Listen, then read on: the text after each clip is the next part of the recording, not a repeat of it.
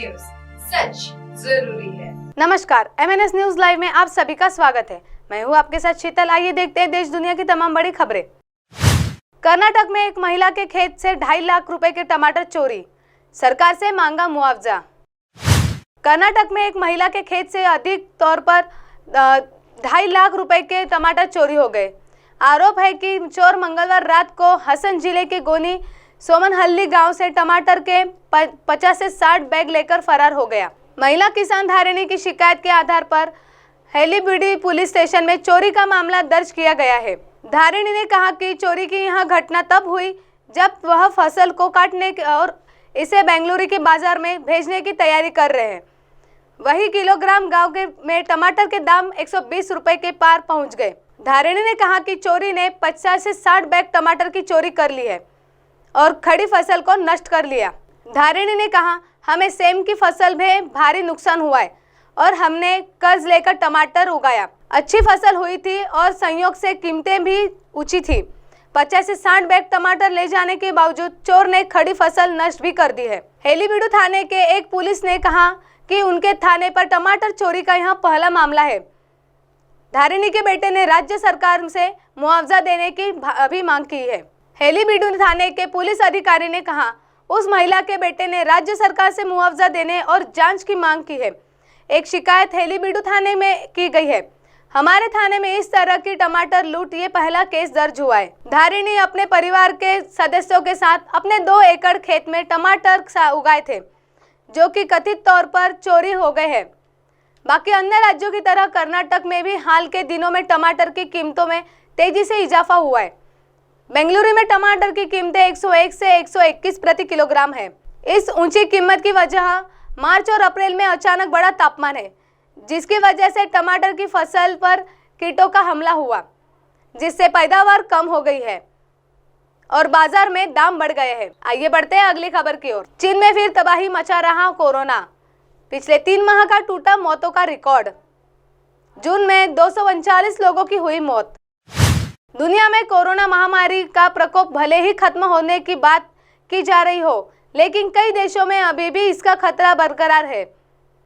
Corona virus फैलाने के लिए जिम्मेदार माने जाने वाले चीन की बात करें तो वहां कोविड-19 से मौतों का सिलसिला बरदुस्त जारी है। हालांकि चीन ने अधिकांश रोकथाम उपायों को हटा लिया है। इसके बाद अब जून माह में कोरोना से मौतों का आंकड़ा तेजी से बढ़ा है। चीनी रोग नियंत्रण और रोकथाम केंद्र ने जून माह में 239 लोगों की मौत होने की पुष्टि की है, जो कि पिछले 3 माह में सबसे ज्यादा मौतों के रूप में रिकॉर्ड होने वाला महीना बना है। चीन ने गुरुवार को बताया कि कोविड-19 के प्रसार को रोकने के लिए पूर्व में कई सख्त नियमों को लागू किया गया था, लेकिन पिछले समय अधिकांश रोकथाम उपायों को हटा दिया गया है। इनके हटने के बाद जून माह में मौतों के आंकड़ों में बड़ी बढ़ोतरी 239 दर्ज की गई है। चीनी रोग नियंत्रण और रोकथाम केंद्र का कहना है कि मई में 164 मौतों की सूचना थी और अप्रैल और मार्च में एक भी मौत नहीं हुई थी। बताते चले कि चीन ने 2020 की शुरुआत में जीरो कोविड रोकथाम रणनीति को अपनाना शुरू कर दिया था। लोगों की जान बचाने के लिए खास तौर पर सख्त लॉकडाउन, क्वारंटाइन, सीमाबंदी और अनिवार्य सामूहिक परीक्षण की महत्वपूर्ण रहे हैं। लेकिन दिसंबर में थोड़ी तैयारियों के बाद उपायों में ढील देते हुए उनको हटा लिया गया, जिसकी वजह से कोरोना संक्रमित मामले को अंतिम बड़ा छाल आया था, जिसमें करीब 60,000 लोग मारे गए थे। चीनी CDC के अनुसार इस साल जनवरी और फरवरी में मौतें चरम पर थी, जो 4 जनवरी को 4,273 के उच्चतम स्तर पर पहुंच गई थी, लेकिन फिर 23 फरवरी को धीरे धीरे घटक शून्य हो गई। चीनी स्वास्थ्य अधिकारियों ने यह नहीं बताया कि क्या उन्हें वह प्रवृत्ति जारी रहने की उम्मीद है या क्या वे निवारण उपायों को बहाल करने की सिफारिश करेंगे। जून में 2 मौतें संक्रमण के कारण श्वसन विफलता से हुई थी, जबकि CDC ने कहा कि अन्य में अंतर्निहित स्थितियां शामिल थी। इनमें मधुमेह, हृदय रोग, उच्च रक्तचाप और अन्य पुरानी बीमारियां शामिल हो सकती है। चीन ने विश्व स्वास्थ्य संगठन को 3 जनवरी 2020 को 5 जुलाई 2023 के बीच कोविड-19 के 99,292,081 पुष्ट मामलों और 1,21,490 मौतों की सूचना दी है। विशेषज्ञों का यह अनुमान है कि चीन में शायद आधिकारिक टोल से कहीं अधिक लाखों लोग मारे गए होंगे, लेकिन फिर भी संयुक्त राज्य अमेरिका और यूरोप की तुलना में मृत्यु दर काफी कम है। आइए बढ़ते हैं अगली खबर की ओर। दिल्ली के औरंगजेब रोड का नाम बदला, अब किस नाम से जानी जाएगी ये लेन? देश की राजधानी दिल्ली में संसद भवन के पास स्थित औरंगजेब लेन का गुरुवार को विविध तरीके से नाम बदल दिया गया है। नई दिल्ली नगर पालिका परिषद की ओर से लुटियंस दिल्ली में औरंगजेब लेन का नाम बदलकर डॉक्टर एपीजे अब्दुल कलाम लेन कर दिया गया है।